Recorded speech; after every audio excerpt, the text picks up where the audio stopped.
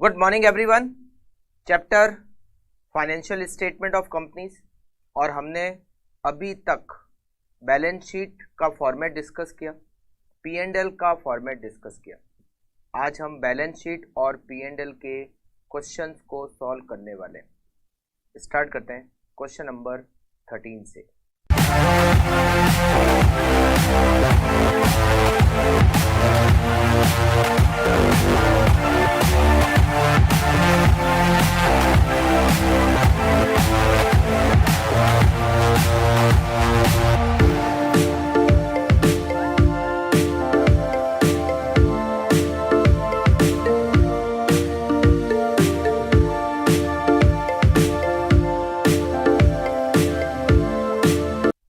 आप देखिए question number 13।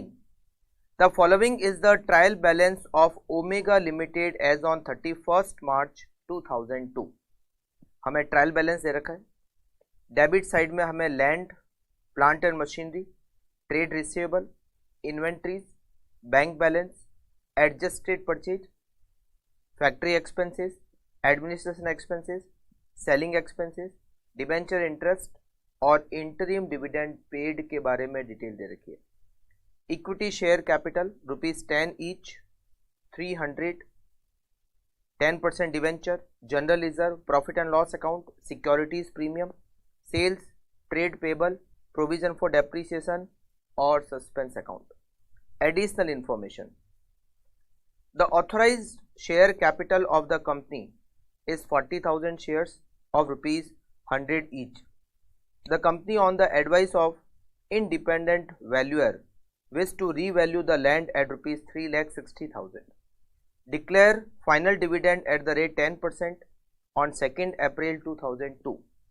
Suspense account of ₹4,000 represent cash received for the sale of some of the machinery on 1st April 2001. The cost of machinery was ₹10,000 and the accumulated depreciation thereon being ₹8,000. Depreciation is to be provided on plant and machinery at 10% on cost. You are required to prepare Omega Limited balance sheet as on 31st March 2002 and statement of profit and loss with notes to accounts for the year ended 31st March 2002. हमें balance sheet बनानी है, हमें statement of profit and loss को prepare करना है। तो चलिए सबसे पहले तो हम स्टार्ट करते हैं बैलेंस शीट से।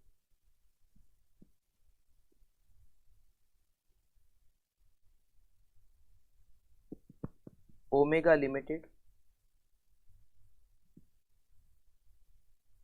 Balance sheet as on 31st March 2002।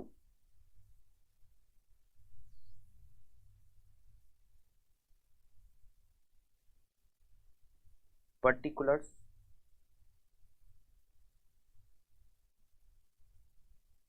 notes number, rupees in 1000। यहाँ क्वेश्चन में जो रुपीज दे रखे हैं वो इन 1000 दे रखा है। सबसे पहले हम लिखेंगे equity and liabilities,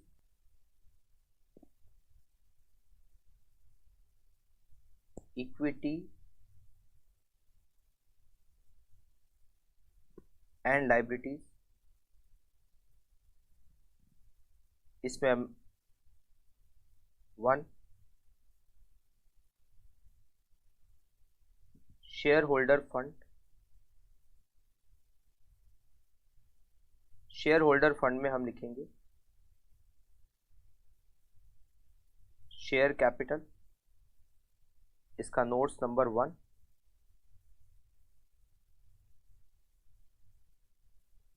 reserve and surplus,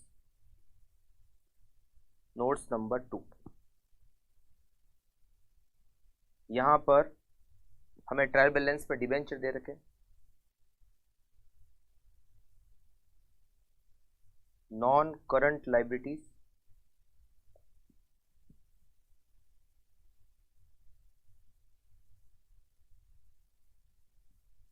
long term borrowing.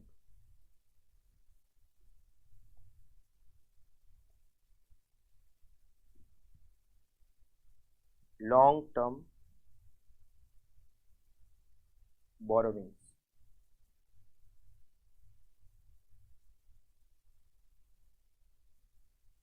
Current liabilities, current liability में केवल एक करंट लायबिलिटी हमें दे रखी है, ट्रेड पेबल, ट्रेड पेबल। तो देखिए सबसे पहले तो equity share capital 300, reserve and surplus का तो हमें नोट्स नंबर डिटेल बना के ही करना पड़ेगा।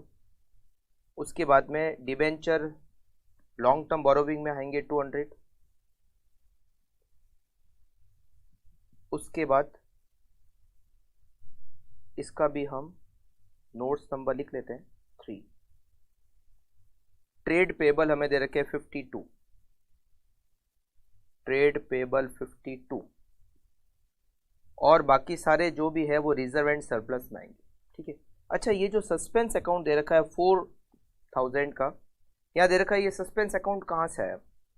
तो हमने एक प्लांट एंड मशीनरी को सेल किया, 10,000 उसकी कॉस्ट थी, उस पर 8,000 का एक्यूमुलेटेड डेप्रीसिएशन था। इसका मतलब है 10,000 की उसकी कॉस्ट, 8,000 उसका एक्यूमुलेटेड डेप्रीसिएशन, मतलब उसकी WDV 2,000 थी, और हमने उसको 4,000 में सेल किया। तो हमने जो पैसे मिले हमने उसको सस्पेंस अकाउंट में क्रेडिट कर दिया। मतलब हमने क्या एंट्री कर दी होगी, bank account debit to suspense account 4,000, जबकि हमें एंट्री करनी क्या थी, बैंक अकाउंट डेबिट 4,000। उसके बाद में हमें प्लांट एंड मशीनरी को क्रेडिट करना था, टू प्लांट एंड मशीनरी। यहाँ पर प्लांट एंड मशीनरी की WDV 2,000 और हमें उसको सेल करने से 2,000 का प्रॉफिट होगा, तो 2 P&L। तो हमें कुछ ऐसा करना था, मगर हमने उसको सस्पेंस अकाउंट में क्रेडिट कर दिया। तो इसका इफेक्ट एसेट्स की तरफ आएगा, तो मैं आपको बता दूंगा क्या क्या इफेक्ट आएगा। अच्छा, इसके बाद में हमें यहाँ पर, तो इसका मतलब है एक जो रिजर्व एंड सरप्लस है उसकी शीट बाकी रहेगी, बाकी तो हमने सारा लिख लिया, तो ये हो जाएगी इसकी टोटल। उसके बाद में एसेट्स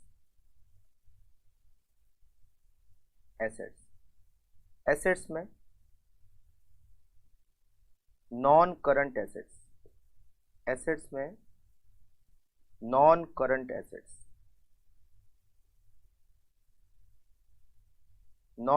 एसेट्स में हम लिखते हैं फिक्स्ड एसेट्स, और यहां पर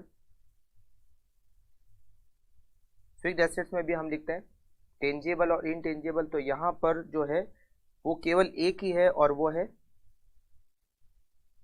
land, plant and machinery. Intangible नहीं है, तो हम यहां पर इसको लिख देते हैं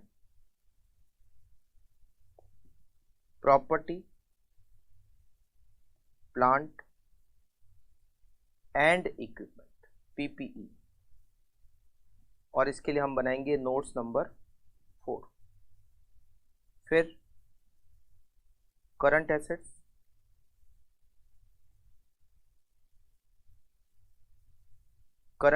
में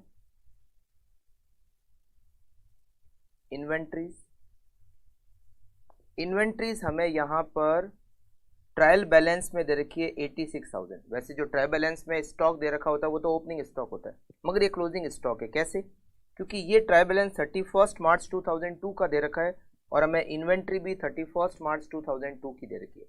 तो क्लोजिंग स्टॉक हमें दे रखा है 86। Trade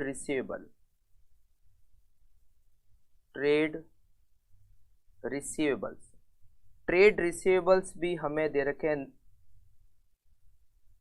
96। Trade receivables 96। Cash and cash equivalent, वैसे हमें इसका नोट बनाना होगा, नोट नंबर 5, मगर यहां लिख तो लेते ही है। देखो क्या क्या आएगा इसमें, बैंक आएगा 20,000, 20 प्लस केवल बैंक ही है, हमारे पास कैश वगैरह कुछ नहीं है, तो हम यहाँ पर कैश एंड कैश इक्विवेलेंट में लिख लेते हैं 20। प्रॉपर्टी, प्लांट एंड इक्विपमेंट का भी अमाउंट एक बार लिख तो लेते हैं, फिर नोट्स टू अकाउंट्स में उसकी डिटेल बना लेंगे।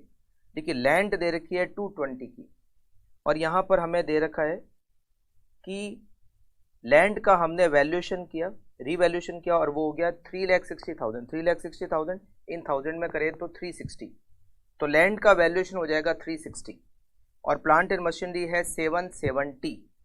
तो अगर मैं इसकी डिटेल को यहाँ पर शॉर्ट में लिखूं, 220 की लैंड, उसका वैल्यूएशन किया 360, प्लांट एंड मशीनरी हमारे पास में 770 की है। 770 में से हमने एक प्लांट एंड मशीनरी जिसकी कॉस्ट 10,000 है, मतलब 10 है, हमने उसको सेल कर दिया, तो 770 माइनस 10 इट इज 760। और जो एक्यूमुलेटेड डेप्रीसिएशन है उसका भी हमें एडजस्टमेंट करना पड़ेगा, और इस बार का डेप्रीसिएशन और हमें चार्ज करना पड़ेगा। चलो इसकी भी डिटेल बाद में बनाएंगे, और डिटेल बना के नेट अमाउंट हम यहाँ पर लिख देंगे, नोट्स टू अकाउंट्स में डिटेल बनाएंगे और फिर अमाउंट हम यहाँ पे लिखेंगे, ठीक है। चलिए इसके अलावा रिजर्व एंड सरप्लस की डिटेल भी बाद में बनेगी, तो यहाँ पर हमारी बैलेंस शीट कंप्लीट हो जाएगी। अब हम statement of P and L का फॉर्मेट बनाते हैं।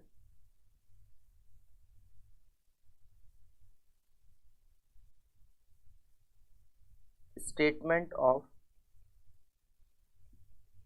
Profit and loss for the year ended 31st March 2002.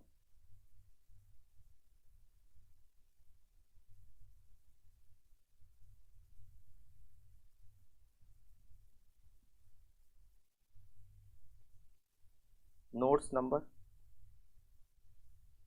rupees in 1000। सबसे पहले हम यहां पर लिखेंगे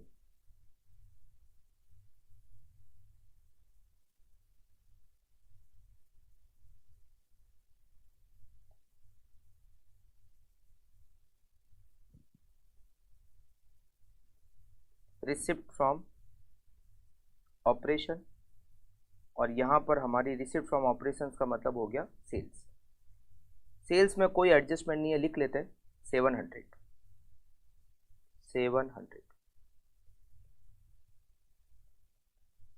अदर इनकम नोट्स नंबर 6, और अदर इनकम में हमें लिखना है वो जो हमने प्लांट एंड मशीनरी सेल की थी, उसको सेल करने से हमें 2000 का प्रॉफिट हुआ, तो अदर इनकम में लिखते हैं 2, और फिर लिखेंगे टोटल इनकम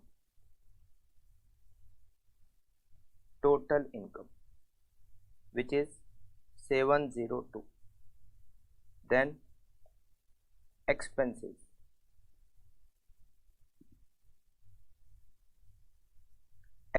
में सबसे पहले हम लिखते हैं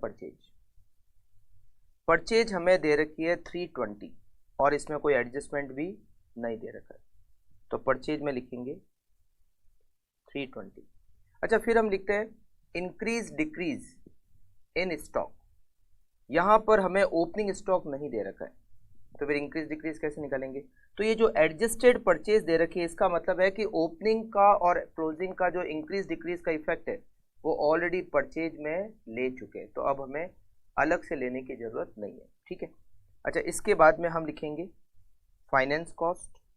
अच्छा, यहाँ पर एम्प्लॉय बेनिफिट एक्सपेंसेस, ना तो हमें सैलरी दे रखी है और ना ही हमें वेजेस दे रखी है, तो यहाँ पर हम लिखते हैं finance cost notes number 7। Finance cost में हम लिखेंगे इंटरेस्ट। तो देखो यहाँ पर जो ट्रायल बैलेंस दे रखा है उसमें हमें डिबेंचर इंटरेस्ट डेबिट साइड में दे रखा है 20 का, और वैसे होता भी 20 है। कैसे? 200 के डिबेंचर, उस पर 10% 20, तो ये डिबेंचर इंटरेस्ट हो गया 20। उसके अलावा और कोई तरीके का इंटरेस्ट नहीं है, तो यहां पर हम लिखते हैं 20 फाइनेंस कॉस्ट 20, और इसका हम नोट्स बनाएंगे, नोट नंबर 7, जिसमें हम डिटेल लिखेंगे कि ये डिबेंचर का इंटरेस्ट है 20। उसके बाद हम लिखेंगे डेप्रीसिएशन,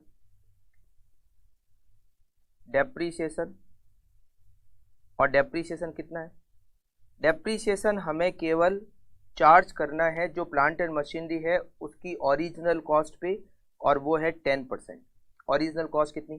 770 का प्लांट एंड मशीनरी है, उसमें से 10,000 मतलब 770 में से 10 की मशीनरी हम ऑलरेडी सेल कर चुके हैं, तो रिमेनिंग कितनी? 760।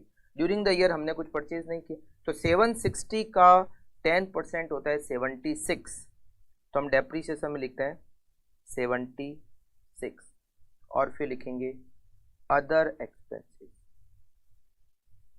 अदर एक्सपेंसेस यहाँ डेप्रीशिएशन में भी हम लिख लेते हैं नोट नंबर 8, डिटेल बना लेंगे। अच्छा, अदर एक्सपेंसेस की डिटेल बनाएंगे नोट नंबर 9। हम एक बार तो लिख लेते हैं कैलकुलेट करके। देखिए अदर एक्सपेंसेस में क्या क्या आएगा? फैक्ट्री एक्सपेंसेस 60,000, एडमिनिस्ट्रेशन एक्सपेंसेस 30,000 और सेलिंग एक्सपेंसेस 30,000, और इसके अलावा हमारे पास कोई अदर एक्सपेंसेस नहीं है।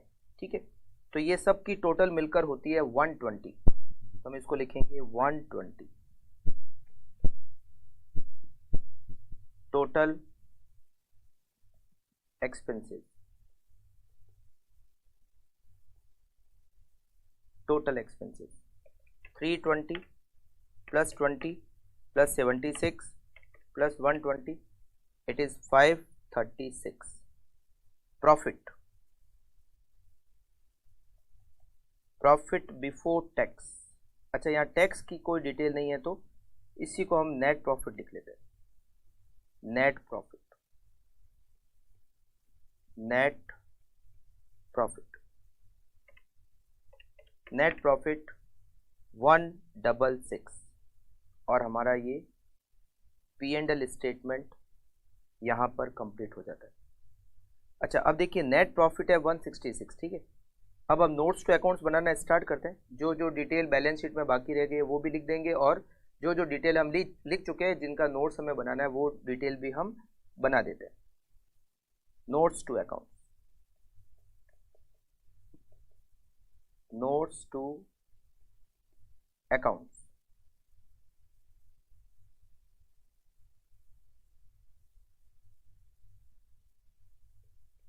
Rupees in 1000। सबसे पहले हम यहां लिखेंगे note number 1, share capital. Authorise share capital की डिटेल हमें दे रखी है ए पॉइंट में। Authorise share 40,000, equity share 100 rupees each, तो हम लिखेंगे यहां पर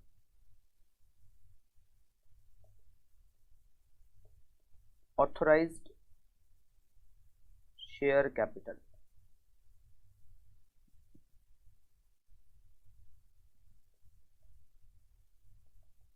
equity share capital 40,000 shares at the rate rupees 100 each. 40,000 multiply by 100, it is 40 lakh, और अगर इन 1000 में कन्वर्ट करें तो ये होंगे 40,000 एट द रेट 10 ईच। ये बाई प्रिंटिंग मिस्टेक है, ये 10 ईच है, तो यहाँ पर ये होंगे 10 ईच, तो ये होंगे 400। उसके बाद में हम लिखते हैं issued, subscribed, called up and paid up।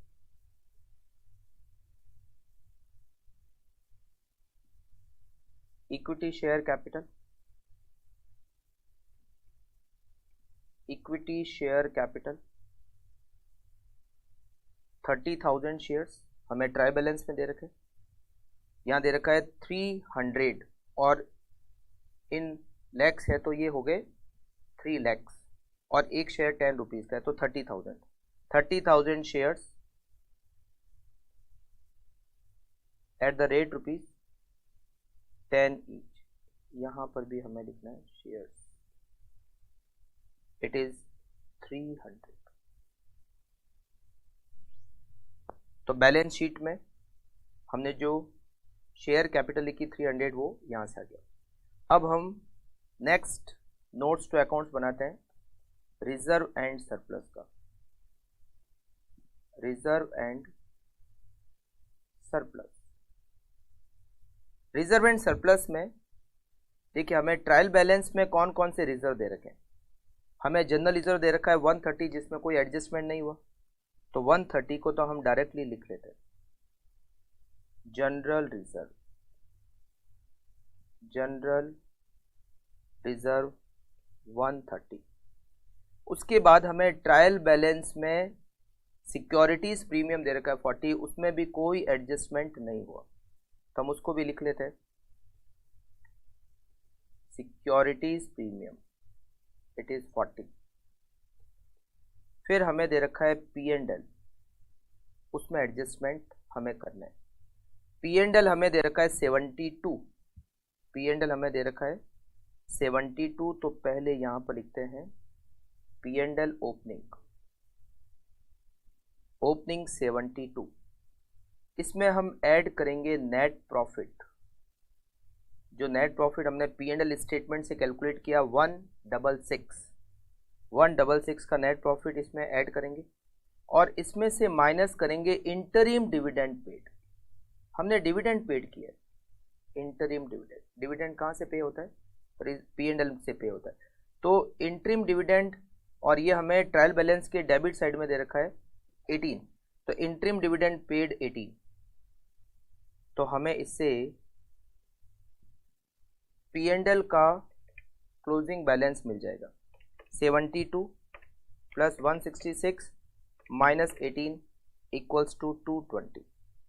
अच्छा, यहाँ पर एक रिजर्व और आएगा और वो है रीवैल्यूएशन रिजर्व। कहाँ से आया?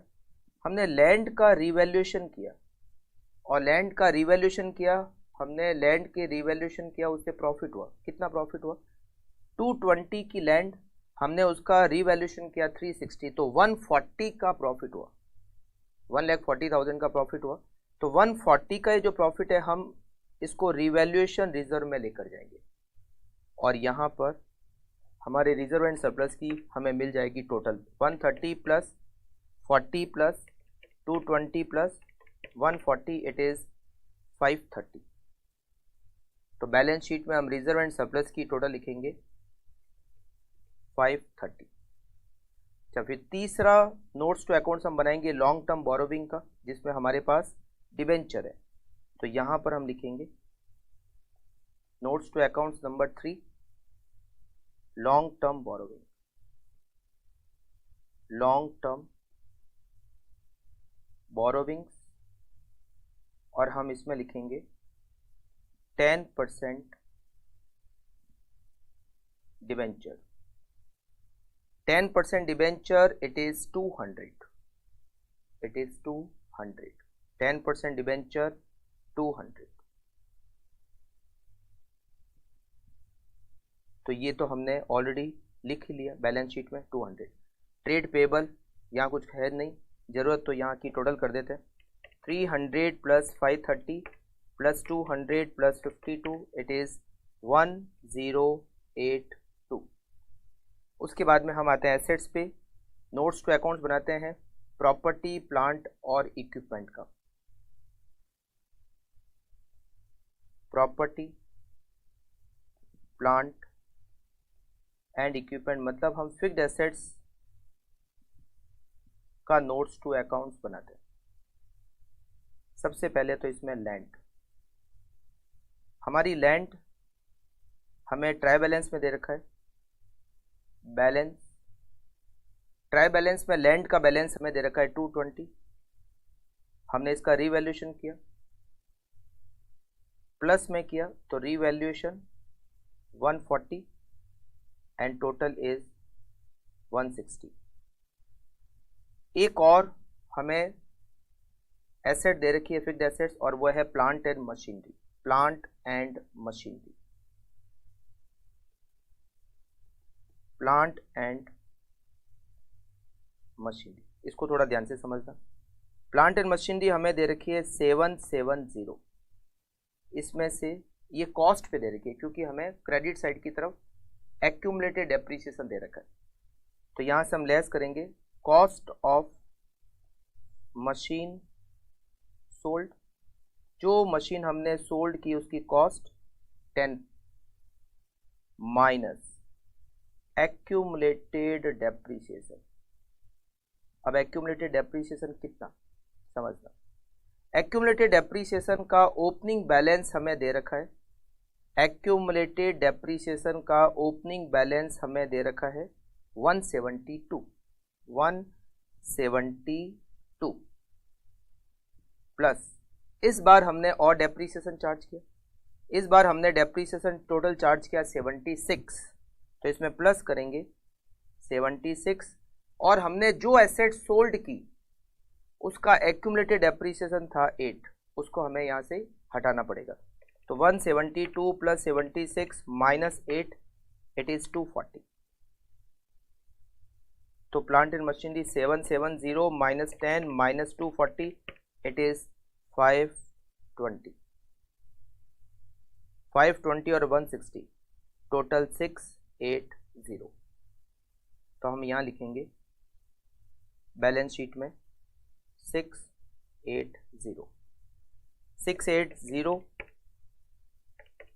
86, उसके बाद में एक टोटल हमने गलत की लैंड की, ये लैंड हमें लिखना था 360, हमने लिख दिया 160, तो ये होगा 880 यहाँ पर हम लिखेंगे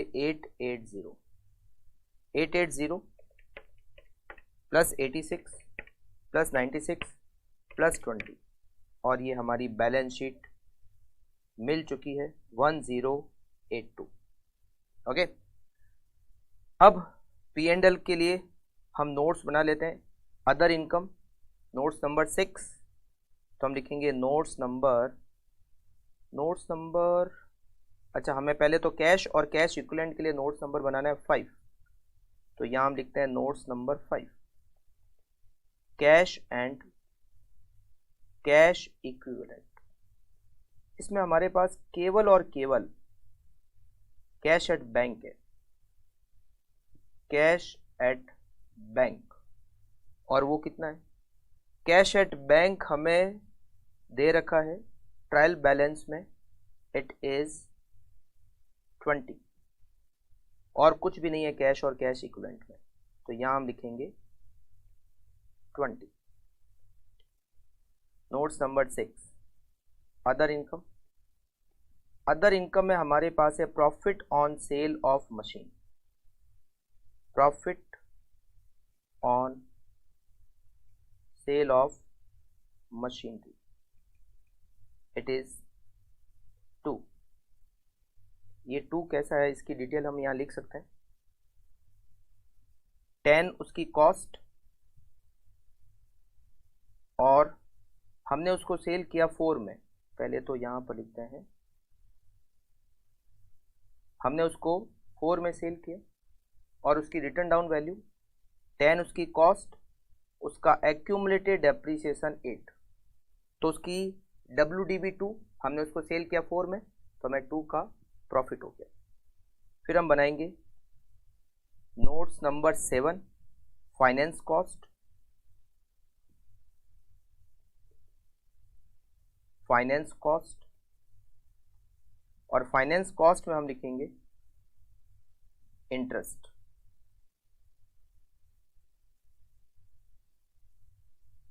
इंटरेस्ट ऑन डिवेंचर, एक ही है इसमें, interest on debenture which is 20।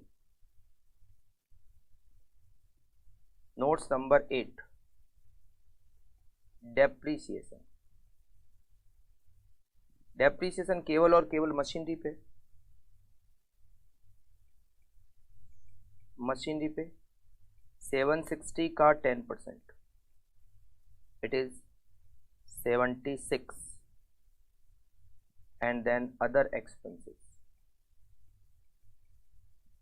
Other expenses में हमारे पास एडमिनिस्ट्रेटिव एक्सपेंसेस है, सेलिंग एक्सपेंसेस है, एडमिनिस्ट्रेटिव एक्सपेंसेस कितने? एडमिनिस्ट्रेटिव एक्सपेंसेस है 30, सेलिंग है 30 और फैक्ट्री है 60। 30, 30 और 60, 30, 30 and manufacturing expenses it is 60, total is 120। और ये बड़ा सा क्वेश्चन हमारा कंप्लीट हो गया। करेक्ट। तो ये सारे नोट्स टू अकाउंट्स हमने बना दिए, ये हमने P&L स्टेटमेंट बना दिया और ये हमने बैलेंस शीट बना दी। Okay, now next question is question number 14, जो नवंबर 2019 के एग्जाम में आ चुका है। From the following particulars furnished by Prashant limited, prepare the balance sheet as at 31st March 2019 as required by Schedule 3rd of the Companies Act। Debit credit, equity share capital 15 lakh, एक share 100 रुपए का। Calls in arrear, तो called up 15 lakh और उसमें से 5000 minus करेंगे तो paid up हो जाएगा 14,95,000। Land, building, plant and machinery, general reserve, loan from state financial corporation, inventory, provision for tax, trade receivable, short term loans in advance, profit and loss account, cash balance, cash at bank, loan unsecured, trade payable for goods and expenses, trade payable for goods and expenses दे रखे। अच्छा, P&L बन चुका है क्योंकि केवल balance sheet के item ही दे रखे हैं, P&L के एक्सपेंडिचर इनकम की कोई डिटेल नहीं है, मतलब P&L बन चुका है, केवल बैलेंस शीट बनानी है।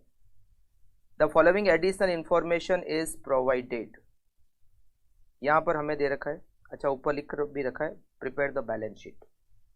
The following additional 10,000 equity shares were issued for consideration other than cash, 10,000 share हमने इशू किए थे for consideration other than cash. इसको कहाँ दिखाना होता है? बैलेंस शीट में कहीं नहीं। जो नोट्स टू अकाउंट्स बनेंगे तो हम उसमें नोट्स टू अकाउंट्स में 1 नंबर शेयर कैपिटल के लिए बनाते हैं, तो शेयर कैपिटल लिखने के बाद हम ब्रैकेट में लिखेंगे 10,000 shares issued for consideration other than cash. केवल ये शो करना होता है कि जो हमारे टोटल शेयर्स है उसमें से कितने हमने कैश में इशू किए और कितने हमने अदर देन कैश इशू किए। अगर अदर देन कैश वाला पॉइंट नहीं होता तो फिर हमें ये लिखने की जरूरत नहीं कि हमने इतने कैश में इशू किए। जो अदर देन कैश इशू किए केवल उनको ही वहां पर मेंशन करना होता है कि इतने शेयर्स हमने अदर देन कैश इशू किए। Trade receivable 55,000 are due for more than 6 month. जितने ट्रेड रिसीवेबल्स है इसका भी बैलेंस शीट पे कोई फर्क नहीं पड़ेगा। नोट्स टू अकाउंट्स में डिटेल में जब हम ट्रेड रिसीवेबल लिखेंगे तो हम उसको क्लासीफाई करेंगे कि कितने मोर देन 6 मंथ है और कितने लेस देन 6 मंथ है। ठीक है। कॉस्ट ऑफ एसेट, बिल्डिंग की कॉस्ट दे रखी है, प्लांट एंड मशीनरी की कॉस्ट दे रखी है। इसका मतलब ये जो बैलेंस शीट में, ये जो ट्राई बैलेंस में दिया हुआ है, ये तो दे रखे हैं हमें डेप्रीसिएशन माइनस होने के बाद की वैल्यू। तो हम नोट्स टू अकाउंट्स में, बैलेंस शीट में तो नेट फिगर इसी से बैलेंस शीट में अमाउंट आएगा, मगर हम जब नोट्स टू अकाउंट्स बनाएंगे तो उसमें बिल्डिंग की कॉस्ट लिखेंगे, उसका एक्यूमुलेटेड डेप्रीसिएशन और नेट वैल्यू बिल्डिंग की 485, इस तरह से हमें लिखना होगा। Balance of rupees 2,10,000 in the loan account with state financial corporation is inclusive of rupees 10,000 for interest accrued but not due. ये जो स्टेट फाइनेंशियल कॉर्पोरेशन का लोन दे रखा हमें 2,10,000 का, इसमें 10,000 रुपीज इंटरेस्ट आउटस्टैंडिंग के भी इंक्लूडेड है। इंटरेस्ट जो आउटस्टैंडिंग होता है वो करंट लाइबिलिटीज में आता है, अदर करंट लाइबिलिटी। हम जो करंट लाइबिलिटी की हेडिंग लगाते हैं उसमें आता है अदर करंट लाइबिलिटी, तो अदर करंट लाइबिलिटी में आएगा 10,000 का। तो ये जो 2 लाख रुपीज का लोन है, मतलब ये जो 210 दिया हुआ इसमें 2 लाख रुपीज का लोन है जो नॉन करंट लाइबिलिटी की हेडिंग में जाएगा, और जो 10,000 का आउटस्टैंडिंग इंटरेस्ट है ये जाएगा अदर करंट लाइबिलिटीज की हेडिंग में। उसके बाद balance at bank include rupees 15,000 with Akash bank limited which is not a scheduled bank. हमारा बैंक बैलेंस कितना है? हमारा बैंक बैलेंस है 285, उसमें से 15,000 का जो बैंक है बैलेंस है वो आकाश बैंक लिमिटेड में है जो कि शेड्यूल बैंक नहीं है। तो हमें नोट्स टू अकाउंट्स में क्लासीफाई करना है कि हमारा जो बैंक बैलेंस है उसमें इतना शेड्यूल बैंक में है और इतना नॉन शेड्यूल बैंक में।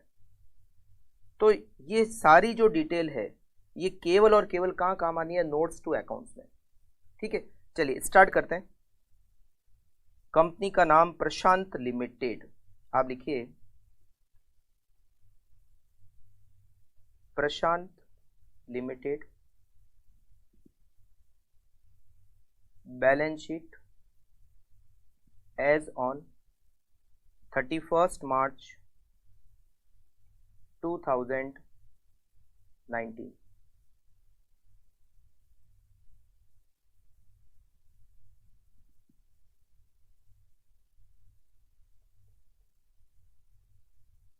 पर्टिकुलर्स, यहाँ तो पूरा ही अमाउंट दे रखा है, तो यहाँ लिख लेते हैं नोट्स नंबर एंड अमाउंट। सबसे पहले हम यहाँ लिखेंगे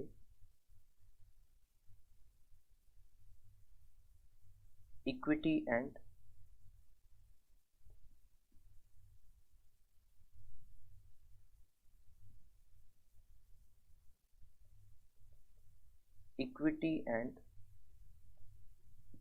लाइबिलिटीज। इक्विटी एंड लाइबिलिटीज में सबसे पहले share holder fund, share holder fund, shares holder fund में share capital and reserve and surplus.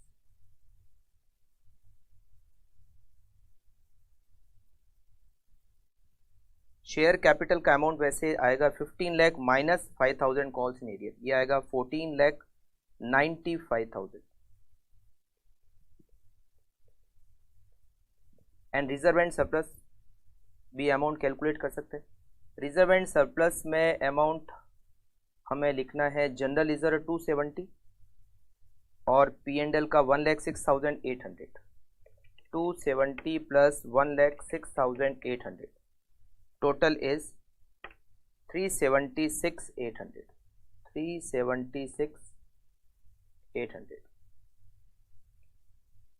Then long term borrowing, non current liabilities में हमारे पास क्या है, लोन है, तो यहां लिखेंगे non current liabilities, non current liabilities. इसमें हम लिखेंगे long term borrowing, long term borrowing, note number 3। वैसे इसका अमाउंट आएगा 2 लाख रुपीज। वो जो 2,10,000 है उसमें 10,000 रुपीज, अच्छा एक लोन और है अनसिक्योर्ड, तो 2 लाख रुपीज का तो लोन हो जाएगा प्लस 165 अनसिक्योर्ड लोन भी है, तो ये हो जाएगा 365। 365।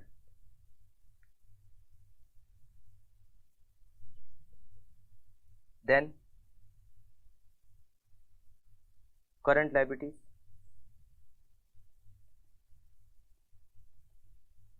करंट लायबिलिटीज में हम लिखते हैं trade payable,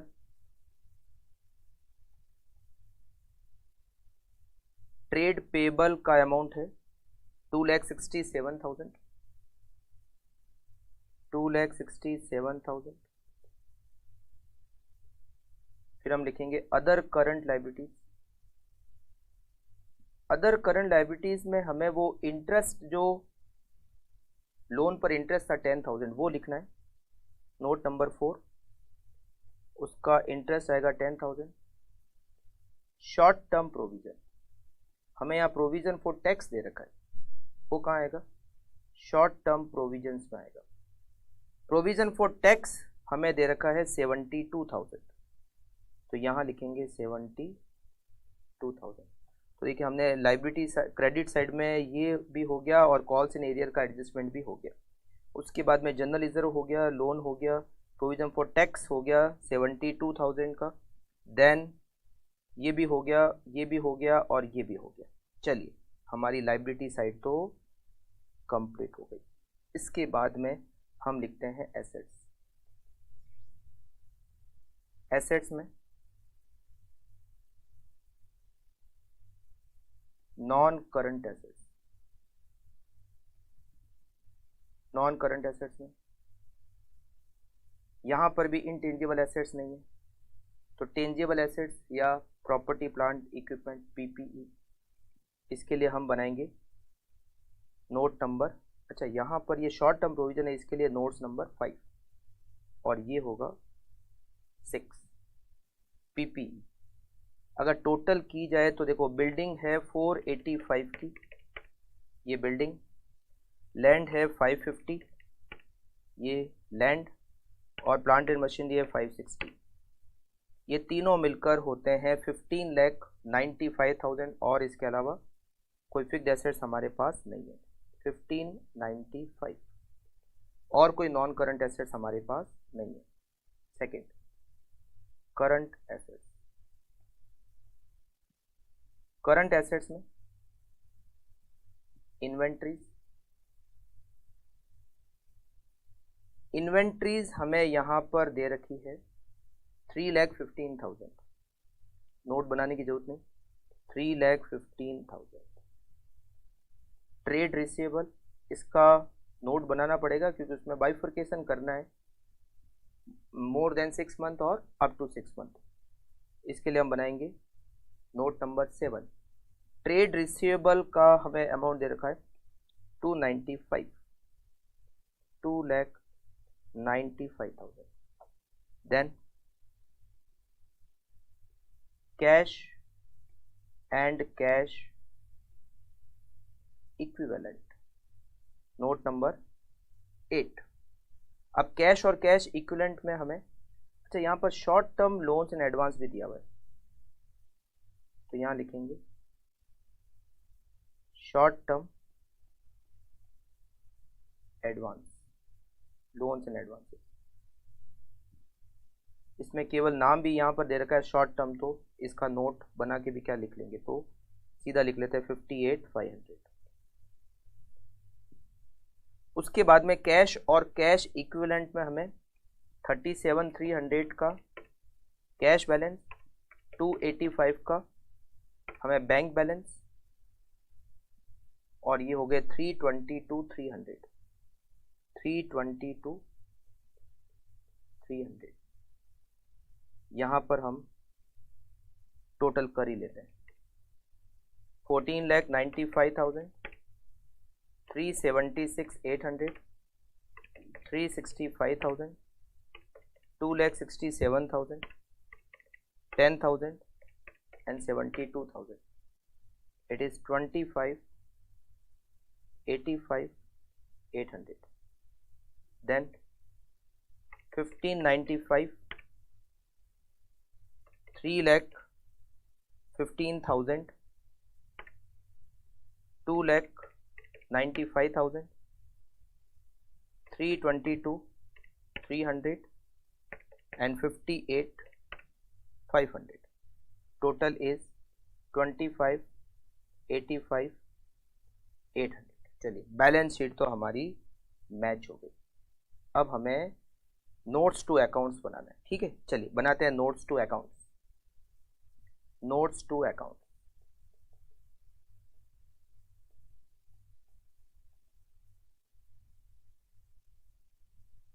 notes to accounts में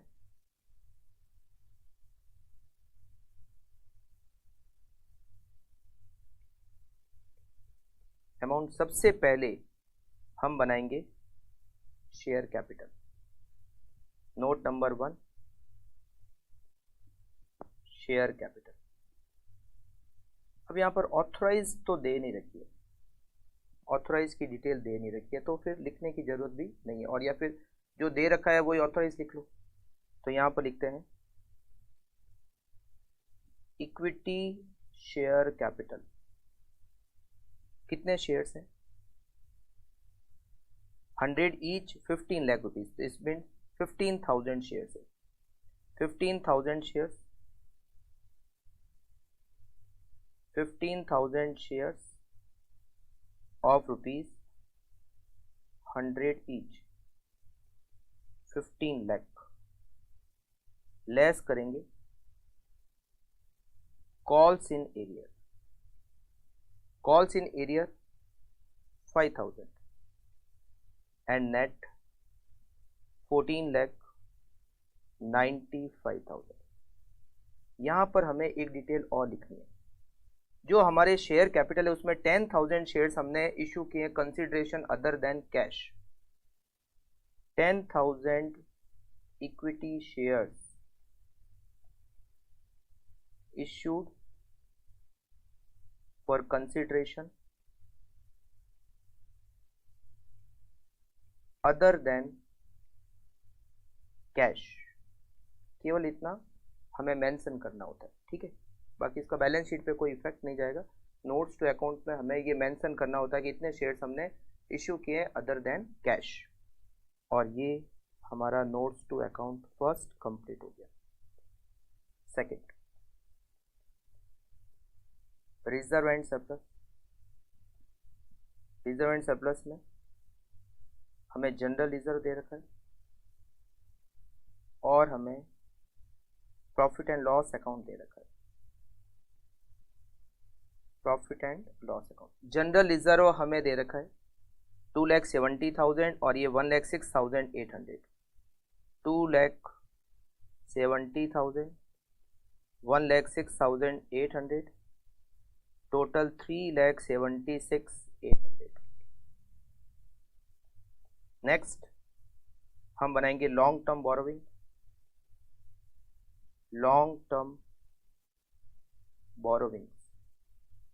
लॉन्ग टर्म बोरोविंग्स में लोन यहाँ पर दो तरह के हैं. एक तो लोन जो दे रखा है स्टेट फाइनेंशियल कॉर्पोरेशन से और एक हमें दे रखा है.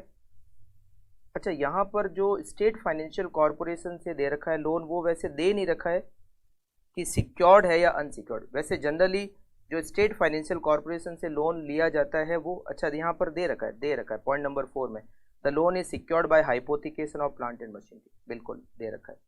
तो हम यहाँ पर लिखेंगे सबसे पहले secured loan. Long term borrowing में हम लिखेंगे सबसे पहले सिक्योर्ड.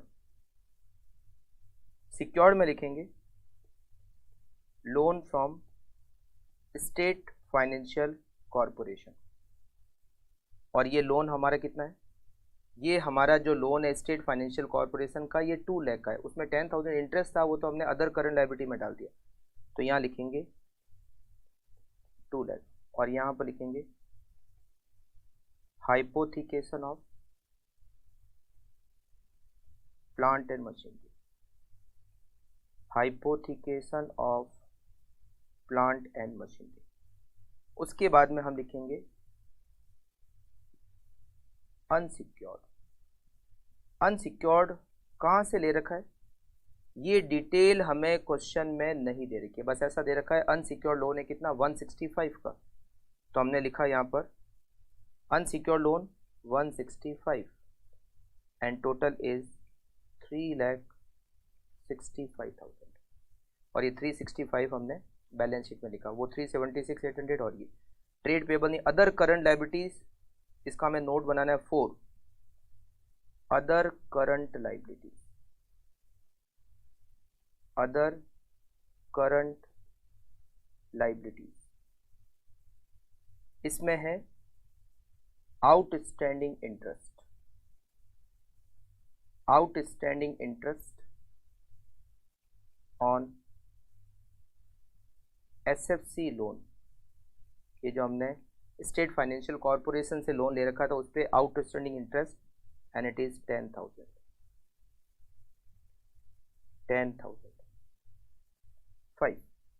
फिर हमें यहाँ पर हमें एक और नोट बनाना है शॉर्ट टर्म प्रोविजन जिसमें हमने प्रोविजन फॉर टैक्स लिखा था 72,000. Short term provision.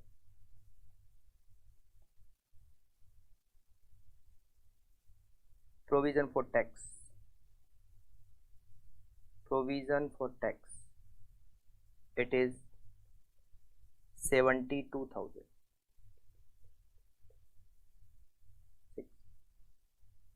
Property, plant and equipment. Property, plant and equipment. इसमें सबसे पहले लैंड पे तो डेप्रिसिएशन होता नहीं है, तो लैंड हमें दे रखी है 5,50,000 रुपीज़ की, 5,50,000 रुपीज़ लैंड। फिर हमें दे रखी है बिल्डिंग। अब ट्रायल बैलेंस में बिल्डिंग दे रखी है और P&L बन चुका है, इसका मतलब बिल्डिंग WDV दे रखी है। तो ये बिल्डिंग यहाँ दे रखी है 485 और बिल्डिंग की कॉस्ट हमें दे रखी है 550। तो 550 और 485 का जो डिफरेंस है 65,000, it is accumulated depreciation. Building हम लिखेंगे building cost 5,50,000 less accumulated depreciation 65,000 and net is 485. Then plant and machinery.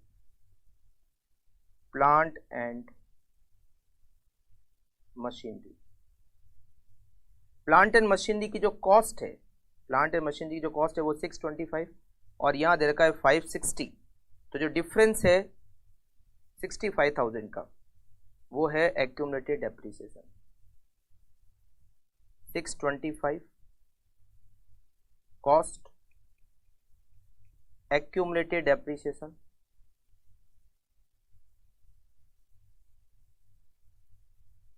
65,000, net 560 और तीनों को ऐड करें तो 550 प्लस 485 प्लस 560 इट इज 15,95,000। हमने जो बैलेंस शीट बनाई उसमें हमने लिखा 1595। Trade receivable, trade receivable note number 7, trade receivable. अगर प्रोविजन फॉर बैड डेट्स होता है तो इसी में से माइनस होके हमें नेट दिखाना होता है। मोर देन 6 मंथ और अप टू 6 मंथ। जो डेटर मोर देन 6 मंथ से ड्यू है और जो अप टू 6 मंथ है। टोटल डेटर है हमारे, जो ट्रेड रिसीवेबल है वो है हमारे 295। 295 में से हमें यहाँ दे रखे हैं 55,000 मोर देन 6 मंथ है, तो 55,000 मोर देन 6 मंथ, तो 2,40,000 up to 6 month and total is 2,95,000। 8 trade receivable के बाद में हमें लिखना है कैश एंड कैश इक्विवेलेंट। इसमें हमें लिखना है balance with bank, balance with bank, उसमें बाइफर्केशन होगा scheduled bank,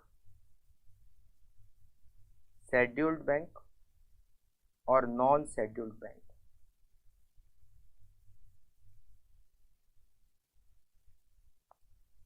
balance with bank हमें दे रखा है 285, उसमें से 15,000 नॉन शेड्यूल्ड बैंक में, तो 285 का बाइफर्केशन करेंगे तो 2,70,000 और 15,000 टोटल 285। अच्छा, फिर हम यहां पर लिखेंगे कैश इन हैंड। हमारे पास कैश इन हैंड भी था, हमारे पास कैश इन हैंड है, इट इज 37,300। 37,300 का हमारे पास कैश इन हैंड। अच्छा, ये यहाँ डेटर की टोटल कर देते हैं 295। 2,85,000 प्लस 37,300 इट इज 3,22,300 और फिर हम बनाएंगे यहाँ पर, बस इतनी बनानी है। तो देखो ये 3,22,300, ये 295, ये 315, सारे पॉइंट हमने कवर कर लिए। ये फर्स्ट पॉइंट का हमने नोट्स टू अकाउंट्स में इफेक्ट दे दिया, ट्रेड रिसीवेबल का दे दिया, कॉस्ट ऑफ एसेट्स का दे दिया। ये 2000 में 10,000, 2,10,000 में 10,000 का इंटरेस्ट है वो हमने बाइफरकेट कर दिया। हाइपोथिकेशन का हमने नोट्स टू अकाउंट्स में इंडिकेट कर दिया। और ये बैंक बैलेंस है नॉन शेड्यूल बैंक में, इसका भी हमने नोट्स टू अकाउंट्स में इफेक्ट दे दिया। और ये हमारा क्वेश्चन डी एंड हो गया। 2 क्वेश्चन किए हैं हमने और 2 क्वेश्चन में भी हमारा बहुत सारा टाइम कंज्यूम हो गया। तो आज की क्लास को हम यहीं पर कंप्लीट करते, दी एंड करते। अभी तक तो और बहुत सारे क्वेश्चन हमें इसके सॉल्व करने। मिलते हैं नेक्स्ट क्लास में। Okay, thank you, take care.